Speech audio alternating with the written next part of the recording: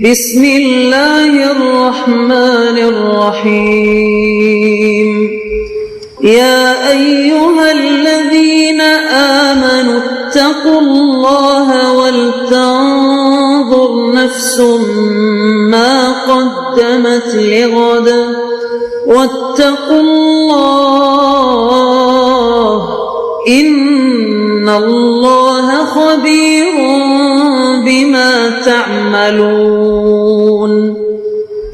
اے ایمان والو، اللہ سے ڈرتے رہو اور ہر شخص کو دیکھنا چاہیے کہ اس نے کل یعنی آخرت کے لیے کیا سامان بھیجا ہے، اور ہم پھر کہتے ہیں کہ اللہ سے ڈرتے رہو، بے شک اللہ تمہارے سب اعمال سے خبردار ہے۔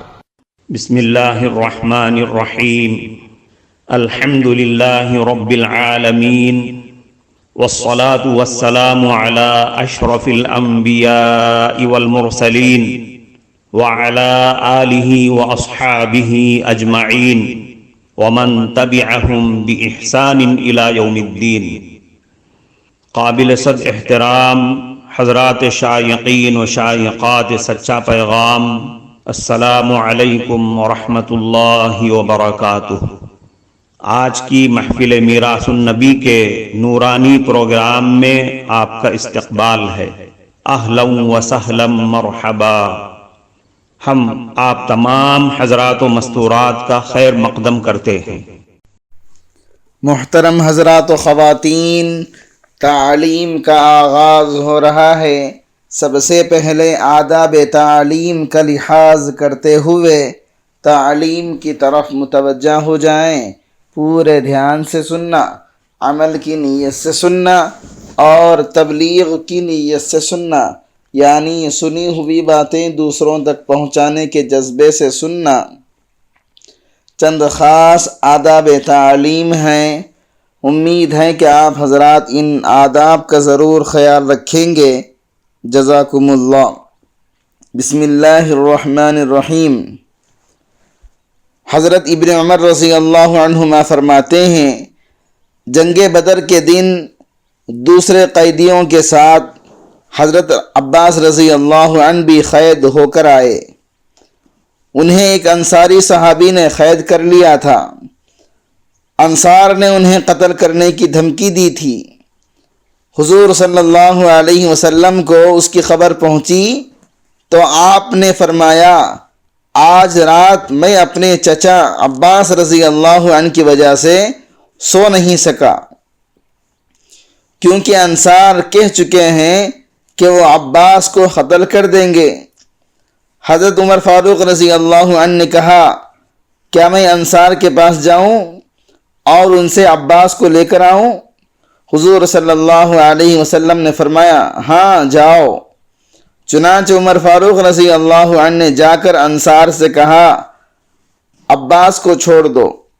انصار نے کہا، نہیں، اللہ کی قسم ہم انہیں نہیں چھوڑیں گے۔ عمر فاروق رضی اللہ عنہ نے کہا، اگر ان کے چھوڑنے سے اللہ کے رسول صلی اللہ علیہ وسلم راضی اور خوش ہوں تو پھر؟ انصار نے کہا، اگر ان کے چھوڑنے سے اللہ کے رسول صلی اللہ علیہ وسلم راضی اور خوش ہیں تو پھر تم ان کو لے لو۔ چنانچہ عمر فاروق رضی اللہ عنہ نے انصار سے حضرت عباس رضی اللہ عنہ کو لے لیا۔ جب وہ حضرت عمر رضی اللہ عنہ کے ہاتھ میں آ گئے تو عمر فاروق رضی اللہ عنہ نے ان سے فرمایا، اے عباس، مسلمان ہو جاؤ۔ اللہ کی قسم تمہارا مسلمان ہونا مجھے اپنے باپ خطاب کے مسلمان ہونے سے زیادہ محبوب ہے، اور اس کی وجہ صرف یہ ہے کہ میں نے دیکھا کہ حضور صلی اللہ علیہ وسلم کو تمہارا مسلمان ہونا زیادہ پسند ہے۔ حضرت ابن عباس رضی اللہ عنہما فرماتے ہیں، حضرت عمر فاروق رضی اللہ عنہ نے حضرت عباس رضی اللہ عنہ سے کہا، اسلام لے آؤ۔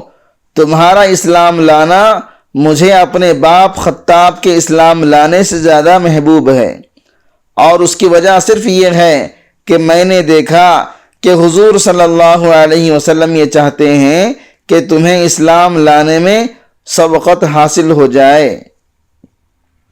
حضرت ابو سعید خدری رضی اللہ عنہ فرماتے ہیں، جب حضور صلی اللہ علیہ وسلم مدینہ منورہ تشریف لے آئے تو شروع میں ہمارا دستور یہ تھا جب ہم میں سے کسی کا انتقال ہونے لگتا تو ہم لوگ حضور صلی اللہ علیہ وسلم کی خدمت میں حاضر ہو کر خبر کرتے، اطلاع دے دیتے۔ حضور صلی اللہ علیہ وسلم اس کے پاس تشریف لے جاتے اور اس کے لیے استغفار فرماتے، یہاں تک کہ جب اس کا انتقال ہو جاتا تو حضور صلی اللہ علیہ وسلم اپنے ساتھیوں کے ساتھ واپس تشریف لے آتے اور کبھی اس کے دفنانے تک وہیں تشریف رکھتے۔ اس طرح آپ صلی اللہ علیہ وسلم کو بعض دفعہ وہاں بڑی دیر لگ جاتی۔ جب ہم لوگوں نے محسوس کیا کہ اس طرح حضور صلی اللہ علیہ وسلم کو بڑی مشقت ہوتی ہے تو ہم نے آپس میں ایک دوسرے سے کہا کہ ہم حضور صلی اللہ علیہ وسلم کو انتقال ہو جانے کے بعد خبر دے دیا کریں گے، تو اس سے حضور صلی اللہ علیہ وسلم کو زیادہ ٹھہرانے کی مشقت نہ ہوگی۔ چنانچہ پھر ہم لوگ ایسے ہی کرنے لگ گئے اور حضور صلی اللہ علیہ وسلم کو ساتھی کے انتقال کے بعد خبر کرتے، آپ صلی اللہ علیہ وسلم تشریف لا کر اس کی نماز جنازہ پڑھتے، اس کے لیے استغفار کرتے۔ کبھی نماز جنازہ سے فارغ ہو کر آپ صلی اللہ علیہ وسلم واپس تشریف لے جاتے اور کبھی دفن تک ٹھہرے رہتے۔ ایک عرصے تک ہمارا یہی دستور رہا۔ پھر ہم نے آپس میں کہا، اللہ کی قسم اگر ہم لوگ حضور صلی اللہ علیہ وسلم کو لانے کی زحمت نہ دیا کریں بلکہ ہم جنازے کو اٹھا کر حضور صلی اللہ علیہ وسلم کے گھر کے پاس لے جایا کریں، پھر حضور صلی اللہ علیہ وسلم کو خبر کیا کریں اور حضور صلی اللہ علیہ وسلم اپنے گھر کے پاس ہی اس کی نماز جنازہ پڑھا دیا کریں، تو اس میں حضور صلی اللہ علیہ وسلم کو زیادہ سہولت ہوگی۔ چنانچہ ہم نے پھر ایسا کرنا شروع کر دیا۔ حضرت محمد ابن عمر رضی اللہ عنہما کہتے ہیں، اس وجہ سے اس جگہ کو جنازہ گاہ کہا جاتا ہے، کیونکہ جنازے اٹھا کر وہاں لائے جاتے تھے، اور پھر اس کے بعد سے آج تک یہی سلسلہ چلا آ رہا ہے کہ لوگ اپنے جنازے وہاں لاتے ہیں اور وہاں ان پر نماز جنازہ پڑھی جاتی ہے۔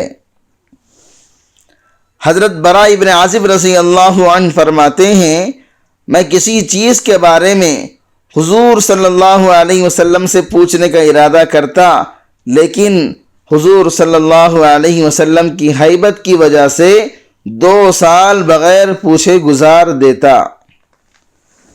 حضرت زہری رحمۃ اللہ علیہ کہتے ہیں، مجھے ایک قابل اعتماد انصاری صحابی نے یہ بیان کیا کہ حضور صلی اللہ علیہ وسلم جب وضو فرماتے یا کھنکارتے تو صحابہ جھپٹ کر وضو کا پانی اور کھنکار لے لیتے اور اسے اپنے چہرے پر مل لیتے۔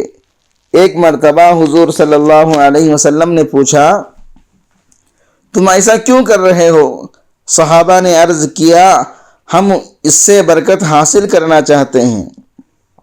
پھر حضور صلی اللہ علیہ وسلم نے فرمایا کہ جو آدمی اللہ اور اس کے رسول کا محبوب بننا چاہتا ہے اسے چاہیے کہ وہ بات سچی کرے، امانت ادا کرے اور اپنے پڑوسی کو تکلیف نہ پہنچائے۔ صلح حدیبیہ کے موقع پر حضرت عروہ حضور صلی اللہ علیہ وسلم کے صحابہ کو بڑے غور سے دیکھنے لگے۔ وہ کہتے ہیں کہ اللہ کی قسم حضور صلی اللہ علیہ وسلم جب بھی تھوکتے تو اسے کوئی نہ کوئی صحابی اپنے ہاتھ پر لے لیتا اور اس کو اپنے چہرے پر اور جسم پر مل لیتا۔